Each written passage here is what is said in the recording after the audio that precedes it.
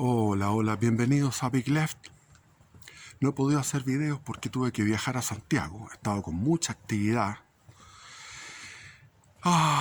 Muy duro. Una crucifixión estar en Santiago haciendo trámites, cosas que tenía que hacer personales. Mucho viaje en el metro. El metro está cada vez está más mal oliente. Producto de la inmigración y me imagino, de la juventud chilena que no se asea, porque está cada vez peor. Y eso, digo yo, me acuerdo del metro en la época de la dictadura. Exquisito, maravilloso, impoluto, casi perfumado, era una cosa perfecta. Y yo venía de vuelta de Europa, que de estar años allá, en el metro de París, en el metro de Madrid, llegar al metro de Santiago era... Uy, dije, esto es impresionante. En la década del 80, la década del 90 también. La gente bien, arreglada, limpia, bella. Y eso se perdió. Ahora todos desaliñados, desarreglados, hediondos. Muchos hombres que no son hombres, que son gays. Jóvenes gays, gordos, obesos y gays. Santiago, una mierda. Cada vez peor. Cada vez peor. Bueno, no es el tema. El tema es que me acordé del video que hice, que el video que hice fue el último video, que se llama La Fiesta del Poto, que era un recuerdo de mi juventud de 21 años, tenía 21 años, de lo que había vivido en esa época, de lo que era como una especie de Sodoma y Gomorra, pero ahora es peor. Yo no he vuelto a Europa, no he vuelto, porque dije, nunca más voy a volver, porque no voy a tener plata. Claro, no he tenido plata, porque la plata la he ocupado en los hijos, en los nietos, en tener un campito en el sur, cosas así, en tener una camioneta, y no en viajar. Nunca más he vuelto, son 40 años que ya no... Que dejé de... Entonces hay gente que cree que yo viajo y me dicen, ¿qué me recomiendas? Me escriben o me llaman. Y digo, no, nada que ver, yo no tengo idea de esto, porque eso fue hace la pila de años. Y en ese video, curiosamente, hablaba de Francia. Me faltaron decir muchas cosas, porque siempre en los videos quedan cosas por decir en el tintero. Y hablando de Francia, sincrónicamente se produce el estallido en Francia. Veo los videos de lo que pasó en Francia, lo que está pasando allá, y digo, bueno, pero esto fue profetizado por la Virgen en la Salette, en la aparición en la Salette, por Ana Catalina Emmerich y otras beatas en el sentido positivo, que están camino a la santidad, a ser canonizadas. Entonces hay muchas revelaciones privadas en la iglesia que se cumplen, y están las revelaciones públicas que también se están cumpliendo. Entonces,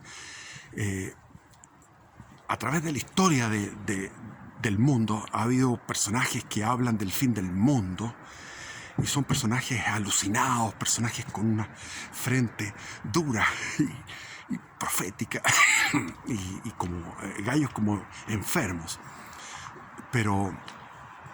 Y eso ha sido constante en la historia del mundo, los que hablan del fin del mundo. Pero yo les voy a hablar ahora porque he recabado muchísima información profética, escatológica. La escatología es el tratado del fin de los tiempos. He recabado mucha información, y esa información me hace llegar a una conclusión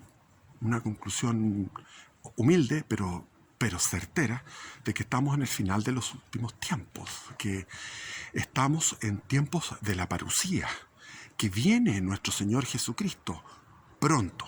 Algunos se pueden reír, algunos van a reírse, como se reían de Noé cuando estaba construyendo el arca. Pero esto ha venido, todo se está cumpliendo. Todo se está cumpliendo. Cuando Cristo hablaba en Mateo 24, habla en su propio Apocalipsis, cuando habla brevemente, dice, habrá inquietud por el ruido de las olas, los movimientos de las olas. Las olas, el mar, simbolizan en el lenguaje bíblico el mundo político. el mundo de la incertidumbre, de la agitación política. Lo que está pasando en Francia son olas. Entonces Jesús habla de eso, el ruido de las olas. Lo que pasó en Chile fueron olas. Lo que pasó en Estados Unidos fueron olas. Hay una especie de guerra civil mundial, pero circunscrita a lo que es Occidente, lo que era la cristiandad, porque la cristiandad ha sido demolida por sucesivas revoluciones o rebeliones. La primera fue la rebelión protestante. Lutero, en 1517, tuvo una excusa buena. Él comenzó criticando de manera razonable, pero se fue en una volada creativa, maléfica, fantasiosa, y se convirtió en un heresiarca, o sea, en un gran hereje que fue perjudicial porque partió la cristiandad en dos y generó una herejía que hasta el día de hoy la sufrimos, que es el mundo protestante, que atacan a la iglesia. Es como, lo dije una vez, es como a una persona que agarra los huevos de una gallina y le tira los huevos a la gallina. Gallina perversa, ¡pah!, y le tira los huevos. Resulta que los huevos son de la gallina, los huevos son de la iglesia. Son de la iglesia. La iglesia comenzó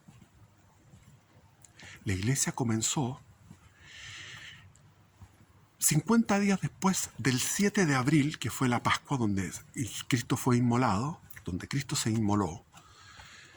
50 días después, en la fiesta de Pentecostés, viene el Espíritu Santo y en ese momento comienza la iglesia y después con la conversión de Pablo comienza la primera de Tesalonicenses, la segunda de Tesalonicenses y comienza a escribirse el Nuevo Testamento en 20 años después de los hechos, de lo que fue la vida de Jesús. Desde su unción, cuando se cumplieron las 69 semanas de Daniel, eso fue el año 27 de nuestra era, en otoño se produjo la unción de Jesús por el mismo Padre y por el mismo Espíritu Santo, con la presencia de Juan Bautista. Eso fue en otoño del año 27. Y en primavera del año 30 se produce la consagración de Cristo ya como el sumo sacerdote. Primero fue ungido como sacerdote y después como sumo sacerdote y rey a partir de su bautismo de fuego, que es el bautismo de su pasión, de Getsemaní, la agonía en el huerto, de su prisión, de su juicio y de la flagelación, la coronación de espinas y la crucifixión. A partir de ahí comienza a ser el sumo sacerdote. Por eso que le decía a los apóstoles, ya no beberé más del fruto de la vid. Ya no beberé más del fruto de la vid, porque el sumo sacerdote no podía beber vino. Lo mismo que los nazareos, que suena como nazareo. Los nazareos usaban el pelo largo, no se cortaban el pelo, ni tomaban vino. Mientras estaban en aquel estado de ser, de consagración a Dios, nazareo. Entonces, la primera fue la rebelión de los protestantes, que fue como agarrar los huevos y tirarle los huevos a la gallina, o sea, agarrar las escrituras y enrostrar a la iglesia a través de las escrituras. Y las escrituras fue una recopilación de la iglesia en los primeros siglos. Y eso, cuando hablan de los versículos y los capítulos, fue también una creación de la iglesia, de poder poner versículos, enumerar los versículos de los capítulos. Es decir, la Biblia es una creación de la iglesia, del pueblo judío y después de la iglesia. Son dos organizaciones que han tenido carácter divino: el pueblo judío, pueblo elegido, y la iglesia católica. Después pasaron 200 años, exactamente 200 años. 1717. 1517, Lutero, la Reforma Protestante. 1717 se funda la primera logia masónica. con la finalidad de destruir la cristiandad desde dentro, de forma secreta. Y después pasaron 200 años más. En 1917, el triunfo de la revolución bolchevique genera la rebelión contra Dios. Es decir, primero, rebelión contra la Iglesia, 1517. 1717, rebelión contra Cristo por parte de los masones, porque ellos siguen considerando que existe Dios, el gran arquitecto, pero ya negando a Cristo. Y 1917, o sea, 1517, 1717, 1917, ya la rebelión contra Dios. Y después en el siglo XX se produce lo que es la escuela de Frankfurt, el mayo del 68 en París, y comienza esta hidra de 1000 cabezas, este monstruo que es el monstruo del postmodernismo, de la cultura woke, ¿cómo se le llama? El neomarxismo, que es el resucitar del ateísmo, pero a través de 1000 manifestaciones diferentes. Y esas van todas a atacar ya no la Iglesia, porque ya fue atacada, no Cristo, porque ya está siendo atacado permanentemente, y no ya Dios, porque también fue atacado, sino que ya la naturaleza humana. Y lo que estamos enfrentados ahora es que el hombre está no independiente, no es la rebelión contra la Iglesia, no es la rebelión contra Cristo, no es la rebelión contra Dios, sino que es la rebelión contra la naturaleza, contra la creación de Dios. Y eso es lo que estamos viviendo. Es decir, cuando yo les contaba que en París era como Sodoma, no. Ahora, aunque yo no he viajado, pero me informo, en este momento todo el mundo es peor que Sodoma y Gomorra. ¿Y cómo terminó Sodoma y Gomorra? Destruidos. Y podemos decir, ¿por qué Dios no va a castigar ahora? ¿Por qué Dios no va a castigar? Claro, está ahora la herejía que tenemos en este momento rampante en todo Occidente, se llama el marcionismo. Marción era en el siglo II, 130, 180, por ahí vivió Marción, que era un romano que no le gustó que el Antiguo Testamento Dios fuera castigador, que Dios fuera un castigador, que Dios fuera un juez, que Dios te tuviera el infierno. Entonces él lo que hizo fue corregir las escrituras y generar un cristianismo amoroso, precioso, donde todos vamos para el cielo. Como dice Bergoglio, el papa, este antipapa o papa falso actual, dice que todos vamos a ir al cielo. Y dice, qué lindo es el Islam, o que tenemos muchas concordancias con el Islam. ¿Por qué? Porque los enemigos de la cristiandad, los enemigos de Cristo, los enemigos de la Iglesia, los enemigos de Dios, los enemigos de la naturaleza humana, están aliados con el Islam. Entonces hay una alianza entre el neocomunismo, el neomarxismo, toda esta cultura woke, todo esto, con el Islam. Y piensan ellos que destruyendo toda esta civilización de 2000 años, que la tienen destruida en ruinas, destruyendo toda esta civilización, todo lo que es Occidente, van a reinar los copitos de nieve, los progres. Y el Islam no les va a hacer nada. Siento decirles que el Islam va a arrasar con ellos. El Islam va a arrasar con ellos. Porque si ustedes ven, ¿dónde está el problema? En estos países. En el Islam no hay estos problemas. En el Islam pueden tener hartos hijos y quieren y desean, y es promovida la natalidad. Aquí no, todo tiene que ser tan responsable que pasamos de familias de 8 o 10 hijos a 4 o 3 y después a 2 y 1 y nada, y 0. El perrito o la gatita, el perrito, eso es lo que tienen ahora los jóvenes, el perrito. Entonces no nos podemos quejar porque la natalidad es clave. Si en África están con una natalidad grande, en los países islámicos también, y tú pones Nigeria lo pescas y lo trasladas a Francia, bueno, se acaba Francia. Pero todos estos inmigrantes en Europa son unos desarraigados que no pueden reproducir su cultura en Europa, ni se sienten aceptados, a pesar de los esfuerzos de la Comunidad Económica Europea, que es tan progre y que trata de ocultar todos los delitos islámicos. Cuando se produce un delito, hay miles de delitos que producen los islámicos: violación, muerte con descuartizamientos, degollamientos, de todo. Y todo eso tratan de ocultar la nacionalidad o la creencia. Tratan de ocultar eso en los noticieros, como aquí en Chile también lo hacían antes y siguen haciéndolo. Pero antes era peor, ahora algo sale a la luz.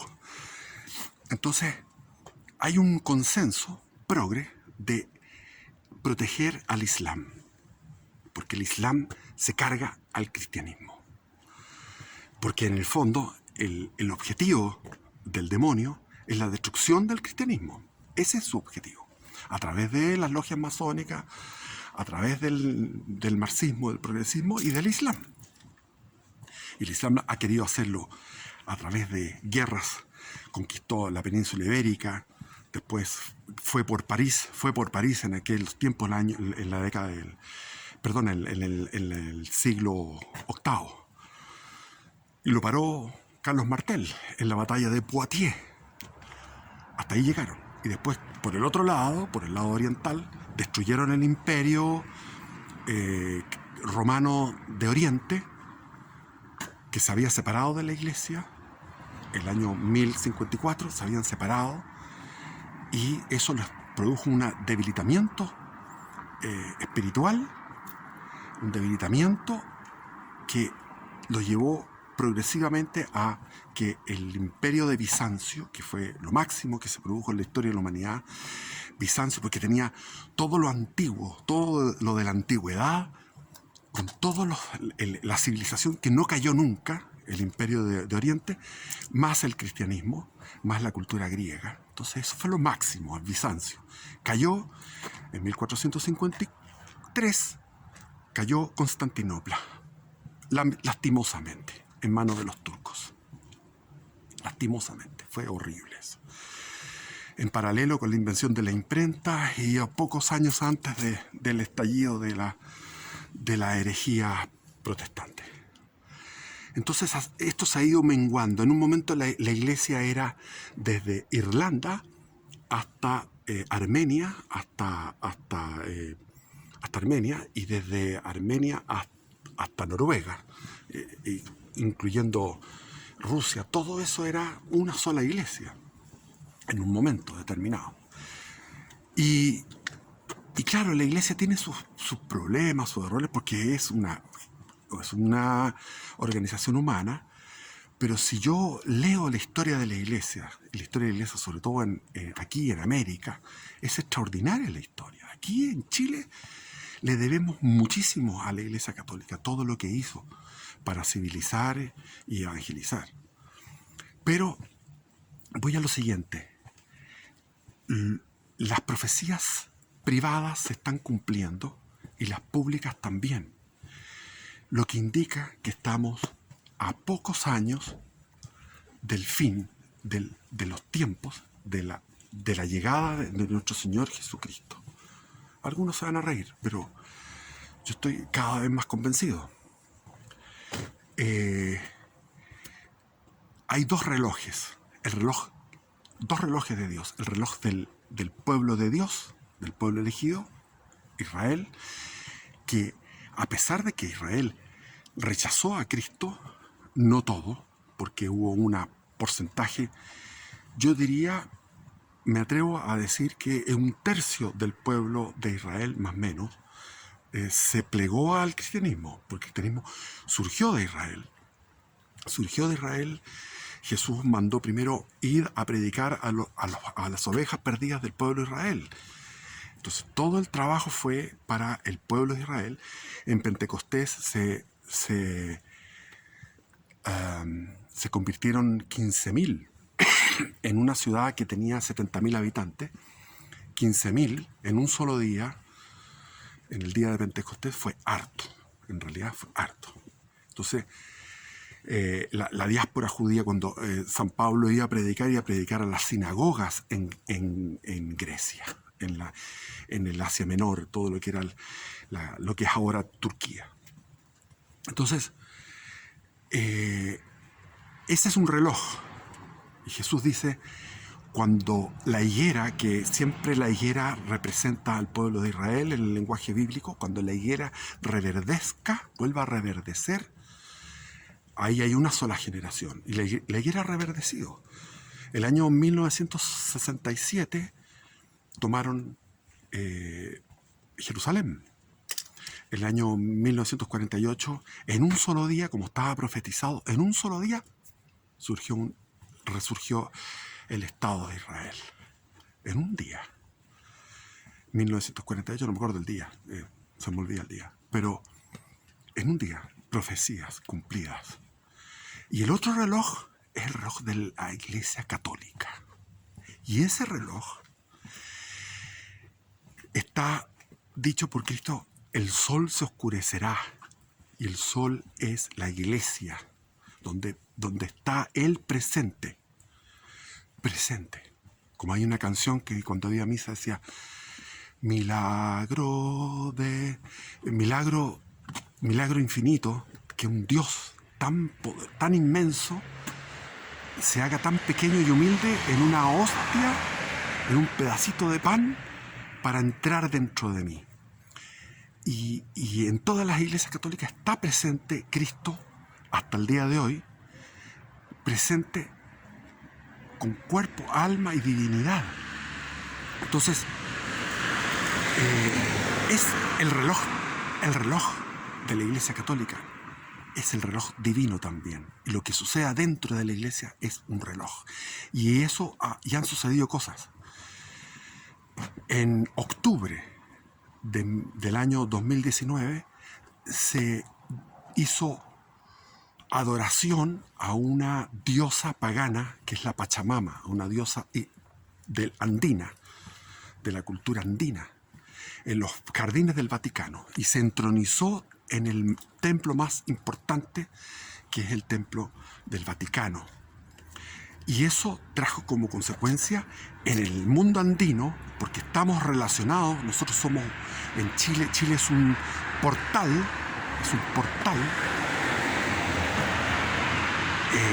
donde se produjo el estallido. Es una sincronía, es decir, la intronización de la Pachamama y el estallido en Chile fueron sincrónicos. Y a partir de la Pachamama, de esa idolatría, y Dios en la Biblia manifiesta celos, es celoso y castiga la idolatría, sobre todo de los suyos. En el Antiguo Testamento Dios no castigaba a los asmorreos, a los sirios, a los asirios, o a los babilónicos, o a los persas, o a los griegos, o a los romanos. No los castigaba a ellos. El castigo, la reprensión era a los suyos, a su pueblo. Entonces la Iglesia Católica es otro reloj. Y Jesús dice, el sol se oscurecerá, y la Iglesia Católica está oscurecida porque hay un abandono de la doctrina bimilenaria, o sea, son 2000 años de doctrina que se están abandonando, se están negando, y han ingresado a la Iglesia las herejías, todas las herejías de la modernidad. Como decía el Papa Pío X, San Pío X, decía, la modernidad es la cloaca donde se resumen todas las herejías de la historia. Y la herejía del marcionismo, que fue en el siglo II, de considerar a Jesús como un hippie, poco menos que un pitito, ¡ay, qué buena onda, loco! Ese Jesús blandengue de Hollywood, ese Jesús que no tenía agresividad, que era un John Lennon, cuando Jesús tenía un discurso potente, agresivo, fuerte, violento, diría yo, intenso. Era un hombre de carácter. Jesús era un hombre de carácter. Y cuando Jesús habla del infierno, que lo menciona, no ocasionalmente, lo menciona constantemente, el infierno, el castigo, el juicio. Todo eso es negado por el marcionismo. Después está el donatismo, que es otra herejía de la época romana, siglo III, que niega la posibilidad de que un sacerdote, exigen que los sacerdotes sean santos. Entonces hay mucha gente que dice, no, yo no voy a la iglesia porque los sacerdotes son así y así. Entonces no voy a la iglesia, porque la iglesia, los sacerdotes son así, las monjas son así. Eso es donatismo. Es otra herejía. La herejía arriana, que negaba la divinidad de Cristo, está presente ahora en todas partes. Por ejemplo, si uno va a una cuestión New Age, en New Age ponen a los gurúes, todos los gurúes, y a Jesús al mismo nivel de todos los gurúes. ¿No es cierto? Está ahí Krishna, Babaji, Sir Yukteswar, Paramahansa Yogananda y Jesucristo. Ah, joder, qué lindo. Y si tú vas a otro New Age, vas a tener a todos los maestros ascensionados, que son 20, 30, 40, 50 maestros ascensionados, muchos fantasiosos, que son creatividad de la fantasía, y entre medio ponen al maestro ascensionado Jesús. Se lo meten al bolsillo, lo bajan al nivel de todos los otros maestros ascensionados, o a Jesús lo ponen en el mismo nivel de todos los otros maestros espirituales de la humanidad, en circunstancias de que la diferencia es infinita. O sea, la diferencia entre Cristo y Buda es infinita. La diferencia entre Cristo y Mahoma ya es doblemente infinito, porque Mahoma, es mi tema. Yo he leído toda mi vida libros espirituales. Por ejemplo, el Tao Te Ching, viajaba con el Tao Te Ching, después lo volví a leer de nuevo, lo he leído 3, 4 veces en mi vida, hartos años. El Bhagavad Gita lo he leído 100 veces. Es muy interesante el Bhagavad Gita. Y el Corán lo he tenido que leer a través de mi vida, en distintos episodios de mi vida, en distintas épocas, por curiosidad. Y lo único que puedo decir es que el Corán se arroga, es un texto de desfachatez, porque se arroga que es como dictado por el mismo Dios, y sin embargo es un texto vulgar. Es un texto vulgar. Es como si estos cantantes de reggaetón empezaran a hablar de Dios. O sea, Mahoma era un tipo vulgar. ¿Cómo Dios va a estar hablando todo el rato de la regla de las mujeres? Hay un capítulo que se llama La Vaca, que es una cosa ordinaria. O sea, es una reglamentación. El Corán es un reglamento, es un código, es una cosa, es como el equivalente con todo respeto de Moisés, pero no es lo mismo, pero para que nos hagamos una idea de la labor que hizo Moisés con el pueblo de Israel, que es una labor legislativa. A diferencia que Moisés fue una labor inspirada por Dios, en el caso de Mahoma es simplemente egolatría. Es decir, el Islam no tiene ningún mérito espiritual, ni el más mínimo. Y los méritos que podemos encontrar en los sufíes o en los Bahá'í, que vienen del Islam, la religión Bahá'í, Baha'u'lláh, Abdul Bahá, Baha'u'lláh, eso es porque Dios es grande. Porque Dios es grande, porque Dios puede sacar cosas bellas como la religión Bahá'í o como los sufíes, a partir de una base que es la base islámica, que es una porquería espiritual. Y esa porquería espiritual es la que está arrasando. Porque es demoníaca. 100% demoníaca. Se me olvidó decir que eso era lo primero. Lo primero fue Mahoma. Después de Mahoma vino el cisma de Oriente. Después del cisma de Oriente, la rebelión protestante.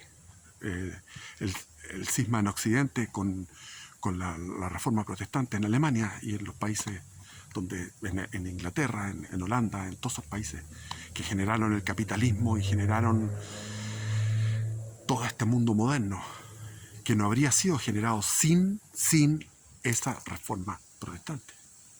Y así suma y sigue. Después viene el siglo XVIII con la Ilustración, todos esos filósofos racionalistas, Spinoza, Leibniz, el nominalismo anterior,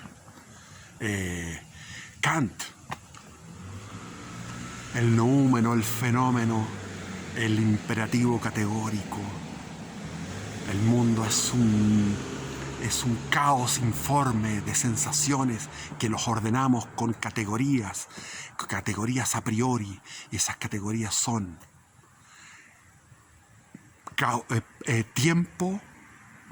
tiempo, espacio y causalidad, dentro de otras categorías, tiempo, espacio y causalidad. Y nosotros no vemos la realidad porque tenemos un noúmeno. El noúmeno, tenemos un fenómeno dentro de nosotros, pero el noúmeno no lo vemos. El noúmeno es algo que está fuera de nosotros. Ese escepticismo, ese racionalismo, ese imperativo categórico, esa filosofía del modernismo fue a partir del solipsismo espiritual que generó la Reforma. La Reforma generó al hombre solo con la Biblia. Tengo la Biblia y yo estoy solo. Yo soy en libre interpretación. Solo a la fe, solo a la escritura, libre interpretación. ¿Qué significa eso? Individualismo, subjetivismo, relativismo. Cada uno interpreta como quiere. Y después la Biblia queda a un lado y solamente queda el solipsismo, el hombre pensando en sí mismo, en la locura de los idealistas. Hegel, Fichte, Schelling. El Fichte llegó a la conclusión, mediante sus raciocinios, de que la ética tiene que ser esta. Este es el principio ético número 1. Ámate a ti mismo por sobre todas las cosas. Y a los demás por amor a ti. Ámate a ti mismo por sobre todas las cosas. Y a los demás por amor a ti. Schelling decía, el hombre es el ojo por el cual el universo se observa. Solamente es un ojo. Y después vino el Feuerbach, materialista. Después vino Marx, recogiendo todas estas cosas y metiéndolas en la realidad material. Me acuerdo cuando era marxista, leí un libro que se llamaba Dialéctica de lo concreto, de Karel Kosik. Karel Kosik era un disidente checo de Praga que era taxista y fue estudioso, era un tipo doctor en filosofía, pero lo echaron de la facultad porque era disidente. Entonces a mí me gustaba leer a Karel Kosik. Tiene un libro que se llama Dialéctica de lo concreto. Era una poesía racional. Schopenhauer, olvídese. Cuando leí El mundo como voluntad y representación, me pegué una volada. Qué cosa más exquisita. Schopenhauer en el fondo está rescatando lo que es el budismo. La ausencia de deseo, la ausencia de voluntad, que eso te libera, porque te deja en una paz, en una ataraxia, es como los estoicos. Y después, como reacción a todo esto, viene el monstruo de Nietzsche. Nietzsche, Dios ha muerto, joder, y vamos para adelante. Y Nietzsche, yo leí casi... Si no leí la obra completa de Nietzsche, debo haber leído el 90 o 80% de la obra de Nietzsche, porque no puedo ser tan farsante de decir que lo leí todo, porque a lo mejor se me quedó algo por leer. Pero fui un fanático de Nietzsche. Durante años fui fanático de Nietzsche. Me encantaba, porque es muy literario, porque es muy poético, porque habla del vitalismo, y uno cuando es joven es vitalista y le acompaña el cuerpo para andar haciendo viajes locos. Y eso, entonces el racionalismo, todos estos filósofos creativos, y llegamos al final ya a la espuma, ya a la decadencia más grande, que son el Jacques Derrida, el Michel Foucault, Georges Bataille. Se leía mucho eso, me acuerdo. En España me pasaban al Antonin Artaud, al Georges Bataille, que decían uno, me acuerdo que leía los libros de batalla para estar a tono con los hueones progres, porque los hueones se leían todo, eran muy cultos, yo quería estar culto también. Y me acuerdo que George Bataille decía que Dios era la vagina era Dios, entonces hacía unas cosas tremendas. Después estaban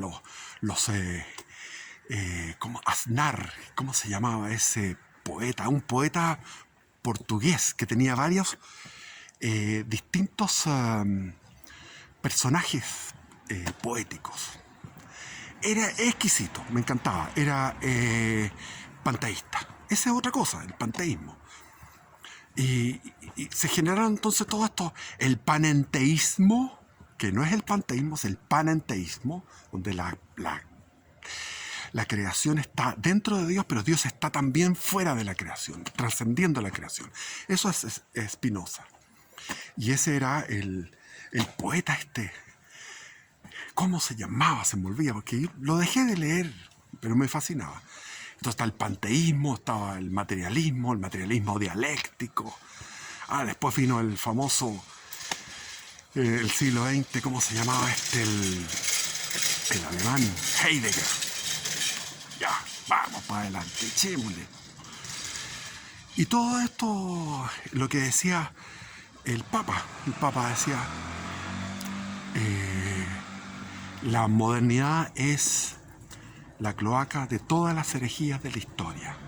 Es decir, el arrianismo está presente hoy día. Cristo no es Dios. Cristo queda al mismo nivel que todos los otros.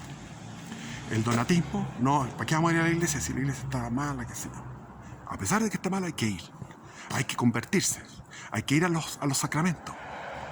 Confesarse, comulgar, orar. Todos los días el rosario. Todos los días el rosario. Este fue en mi rosario, no, porque el otro lo perdí. Exquisito. Es lo más rico que hay. El rosario, cuando era joven, lo encontraba fome, decía qué cosa más fome. Ahora, de viejo, exquisito. Cada palabra que tú digas, un Padre Nuestro que tú digas. El Padre Nuestro tiene, cada frase tiene para rellenarse de contemplación, de meditación, de reflexiones, de alcance. Entonces, ¿estamos en el fin de los últimos tiempos? Sí. ¿Cuánto tenemos? ¿10 años máximo? Máximo 10 años. Se aproxima la gran tribulación. Como dijo Jesús, es la tribulación como nunca la hubo ni la habrá. Pero la tribulación ya empezó de alguna forma. Estamos en una pre-tribulación porque existe la tribulación del engaño. Estamos en este momento en el mundo sufriendo el engaño, unos más que otros. Afortunadamente yo no, gracias a Dios, en ese punto, porque en el tema del pecado tengo que solucionar aquello o entregarme al Señor para que le pido la gracia para apartarme del pecado diariamente. Pero, porque pecados múltiples. Muchas veces la gente, el demonio se ha encargado en estos pueblos, sobre todo los pueblos latinos, de que la gente piense que el pecado es algo sexual. Claro que hay pecados sexuales, pero eso es una parte. Es todo. El primer pecado es contra Dios. El primer mandamiento es amarás al Señor tu Dios con todas tus fuerzas, con todas tus ganas, con todo tu corazón, con toda tu alma. Y eso no se está haciendo. Porque si primero, con toda tu mente, ¿qué significa toda tu mente? ¿Has leído los evangelios? ¿Has leído los evangelios? No. Entonces, hueón o hueona, tú no estás amando a Dios. Porque lo primero es saber. Bueno, léete el Tao Te Ching, perfecto, estás buscando a Dios. Léete el Bhagavad Gita, estás buscando a Dios. Pero léete la Biblia. Leerlo, saber. ¿Has leído el catecismo? No. Entonces no te interesa. No estás amándolo con tu mente, con tu voluntad, con tu corazón. Todos los días pensando en Él. Y parece como que fuera una locura porque Dios es un ser abstracto, o sea, comillas, abstracto. Parece una abstracción, pero no lo es. Porque uno cuando lo vive, no es una abstracción. Cuando Dios se manifiesta en el corazón, en el alma, es paz. Es una paz profunda. Es una paz donde uno duerme en esa paz, se despierta en esa paz y sigue en esa paz. Y esa paz tenemos que buscarla y consolidarla ahora, antes de la gran tribulación, antes de la parusía. Jesús dice que no sean como las vírgenes necias. Las vírgenes necias tienen el aceite, se les acabó el aceite en la lámpara y llegó el novio y estaban a oscuras. No podemos estar a oscuras. Y los signos de los tiempos nos están hablando, y yo podría hablar muchos videos sobre esto, muchos.